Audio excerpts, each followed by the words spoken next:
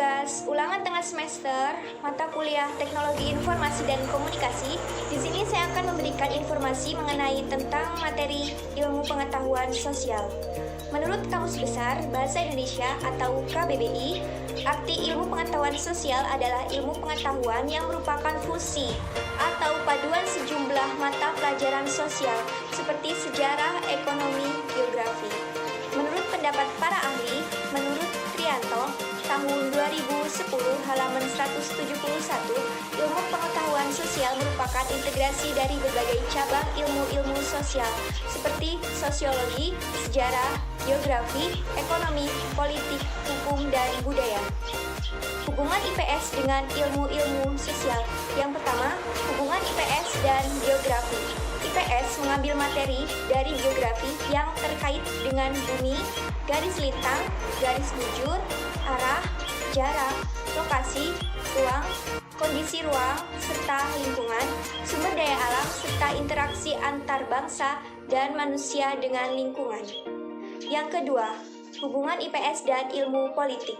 IPS mengambil ilmu politik yang membahas usaha manusia, mengorganisasikan kekuasaan dalam mengatur manusia, serta menyelenggarakan kepentingan rakyat dan bangsa. Yang ketiga, hubungan IPS dan ekonomi. IPS mengambil materi ekonomi terkait dengan usaha manusia untuk mencapai kemakmuran dan gejala-gejala serta hubungan yang timbul dari usaha tersebut. Yang keempat, hubungan IPS dan ilmu sejarah. IPS mengambil materi ilmu sejarah yang terkait dengan cara hidup manusia dilihat dari kurun waktu masa lalu. Yang kelima, hubungan IPS dan antropologi.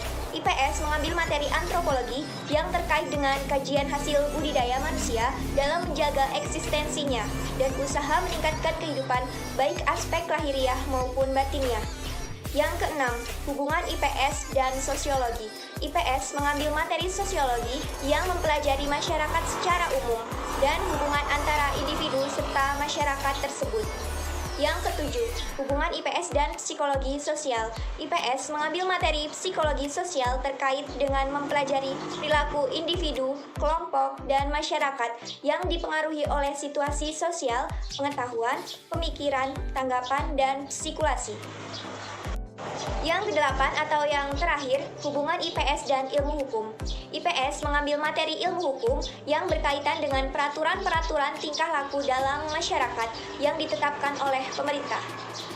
Tujuan ilmu pengetahuan sosial secara umum menurut Supardi tahun 2011 halaman 186 sampai 187 yaitu yang pertama, memberikan pengetahuan untuk menjadikan siswa sebagai warga negara yang baik, sadar sebagai makhluk ciptaan Tuhan, sadar akan hak dan kewajibannya sebagai warga bangsa, bersifat demokratis dan kebanggaan nasional, dan bertanggung jawab, memiliki identitas dan kebanggaan nasional.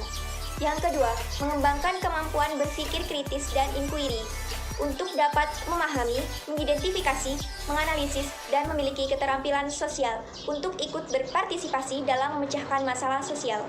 Yang ketiga, melatih belajar mandiri. Di samping berlatih untuk membangun kebersamaan melalui program-program pembelajaran yang lebih kreatif, inovatif. Ilmu sosial dasar dan ilmu pengetahuan sosial, keduanya memiliki persamaan dan perbedaan. Persamaan antara keduanya yaitu keduanya sama-sama merupakan bahan studi untuk kepentingan program pendidikan atau pengajaran. Keduanya bukan berada dalam disiplin ilmu yang berdiri sendiri, serta keduanya mempunyai materi yang terdiri dari fakta sosial dan masalah sosial. Perbedaan antara keduanya yaitu ilmu sosial dasar dan ilmu pengetahuan sosial terdapat dalam perguruan tinggi. Sedangkan di sekolah dasar dan sekolah lanjutan hanya diberikan ilmu pengetahuan sosial. Ilmu sosial dasar merupakan satu mata kuliah yang tunggal, sedangkan ilmu pengetahuan sosial merupakan kelompok dari sejumlah mata pelajaran untuk sekolah lanjutan. Ilmu sosial dasar lebih tertuju kepada pembentukan sikap dan kepribadian, sedangkan ilmu pengetahuan sosial diarahkan kepada pembentukan pengetahuan dan keterampilan intelektual.